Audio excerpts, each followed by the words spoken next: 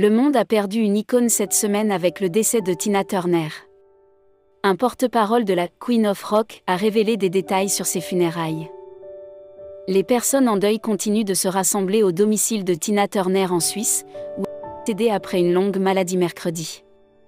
La 12 fois lauréate d'un Grammy Award qui a fait un retour historique dans les années 1980 après avoir quitté son mari viol et partenaire musical Ike Turner est décédée de cause naturelle selon son porte-parole.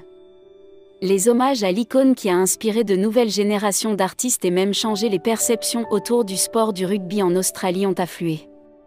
Bien que les détails exacts de la date et du lieu de ses funérailles n'aient pas été rendus publics, un porte-parole du Queen of Rock a déclaré que ce serait une affaire privée avec seulement les amis et parents les plus proches de la légende présents pour la cérémonie. Il y aura une cérémonie funéraire privée en présence d'amis proches et de la famille, indique le communiqué. Tina Turner a souffert de problèmes de santé ces dernières années. Dans ses mémoires de 2018 intitulées My Love Story, la chanteuse en tête des charts a partagé qu'elle souffrait d'hypertension artérielle depuis de nombreuses années, ayant été diagnostiquée en 1978 avec la maladie, à laquelle elle n'y pensait pas beaucoup, car les deux sa mère et sa sœur avaient la condition. Bien qu'elle ait commencé à prendre une pilule une fois par jour en 1985, l'absence de traitement antérieur avait eu des effets néfastes sur ses reins et son cœur. Elle a subi un accident vasculaire cérébral en octobre 2013.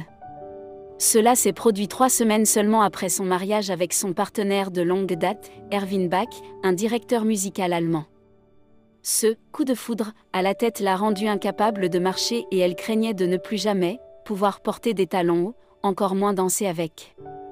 Cependant, elle a finalement retrouvé sa mobilité après un séjour à l'hôpital.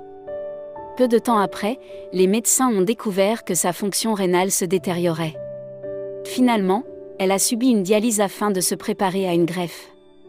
Cependant, 3 ans après son accident vasculaire cérébral, on lui a diagnostiqué un cancer de l'intestin. Heureusement, les médecins ont pu retirer le cancer de ses intestins. Mais sa greffe de rein a dû être retardée et en même temps elle a décidé de ne pas suivre le traitement médical conventionnel.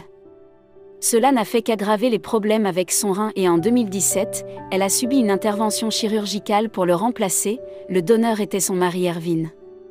Au-delà des maladies physiques, Tina Turner souffrait également de maladies mentales. La relation abusive avec son premier mari Ike Turner l'a laissée avec le PTSD, a-t-elle déclaré dans son documentaire de 2021 Tina. Au cours de leur relation, elle a même tenté de une fois en 1968, mais après que les médecins lui ont sauvé la vie, elle l'a pris comme un signe qu'elle était censée rester en vie et ne l'a plus jamais tenté. Merci d'avoir regardé la vidéo jusqu'à la fin, et adressons tous une petite prière pour le repos de l'âme de cette grande dame. Nous vous disons à très bientôt.